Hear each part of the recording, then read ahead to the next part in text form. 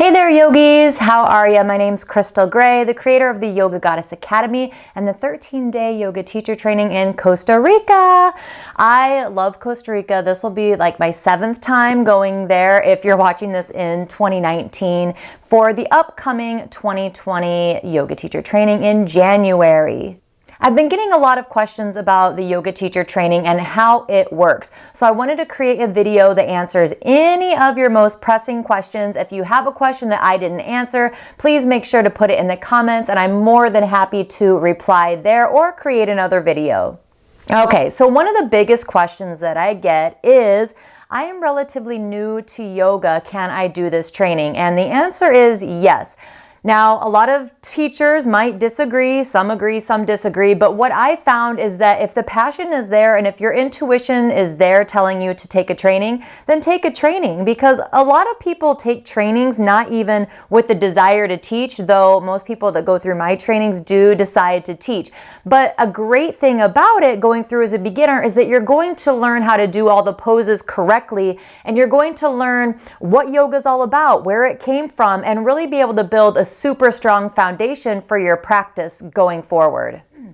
Okay, another question. I don't feel advanced enough. Can I do the training?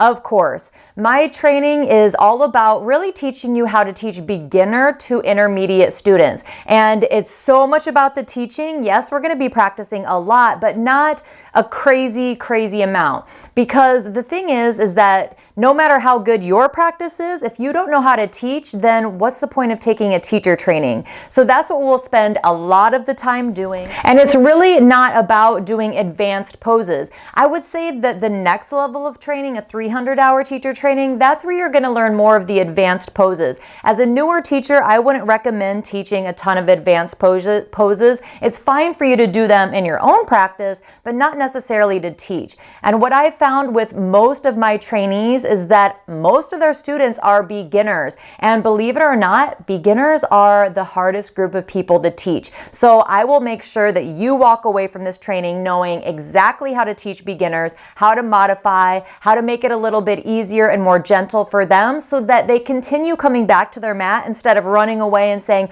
I can't do yoga, it's too hard. That being said, a lot of the practices that we do, there are going to be classes that you can then take and teach once you get home. So after the classes that we do in the morning, we'll go over it. You'll know why I put what where and really be able to see how my brain thinks while designing a practice. Another one is how much actual yoga practice will we be doing? So I've heard people that go to trainings and they're, practicing 4 hours a day and really hard yoga, and that's fine. There's definitely nothing wrong with it, but that's not what I focus on in my training. So we'll be doing about an hour-and-a-half practice in the morning, and then we'll be doing about an hour-and-a-half restorative practice in the evening or in the late afternoon. So in the morning, it'll be more of a vinyasa or slow flow, maybe even hatha. I'm going to switch it up so that you know how to teach these different types of classes, because it'll depend on what types of students you have, what type of class you'll be teaching. What will a typical day look like? Now, this is the juicy stuff. All right, so we'll wake up at about 5:30. Don't be scared, but at 5:30 we'll have coffee ready, and the coffee in Costa Rica is amazing. And they'll also have some fresh fruit, because I know that I need just a little bit of something to get going in my practice, but you don't really want to eat a full breakfast or any food before you practice for like 2 hours. So we'll just have a little, watermelon or whatever they have around, and that'll help to sustain us for our practice. 6 a.m. we'll do a vinyasa, slow flow, hatha style practice, a little bit more active style practice at 6 a.m. and then follow that up with a meditation.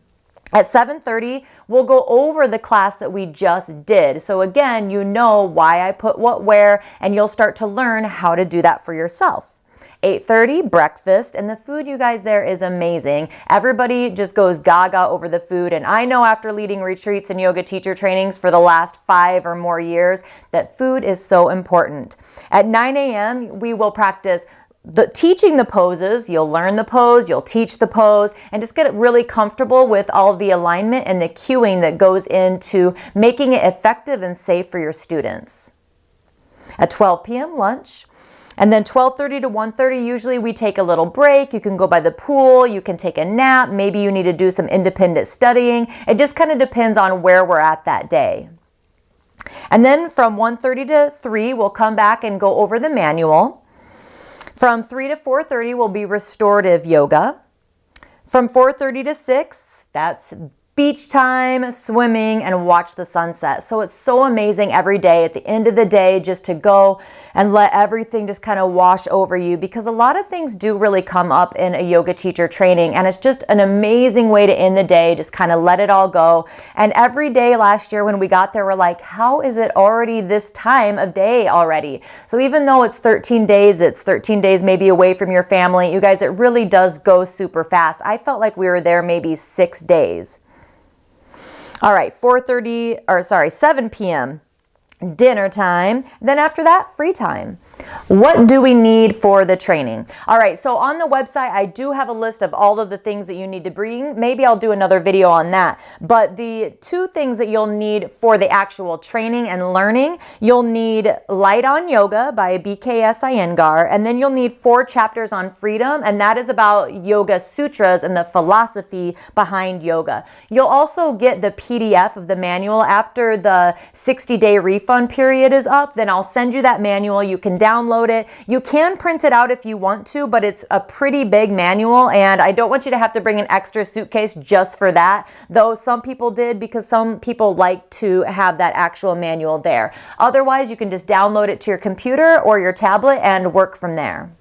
Okay, and then the last question, how do I get there? How does it work? So every year, what I have people do is actually fly in the day before, and then we get a room usually at the Hilton Garden Inn. It's very close to the airport. It's like a 2-minute free shuttle ride. So what'll happen is usually the flights are all kind of clumped together. So we'll probably all get together and get in around the same time. So what'll happen is then we'll all kind of meet each other outside, or if not, if you get there at a different time, it doesn't matter. You'll just go outside. You'll find someone who will help you go out to where you'll just say Hilton Garden Inn, and then they'll bring you to the shuttle. Don't mind the people that are standing around, you know, saying, hey, you want a taxi? You want a taxi? Just go to one of the airport people that work there, and then they'll bring you to the Hilton Garden Inn shuttle. From there, you'll take that 2-minute shuttle to the Hilton Garden Inn, and then we'll have rooms. Let me know if you want me to find you a roommate. I have no problem with that. A lot of people have been sharing 2-3 people in a room, so it just depends on your preference.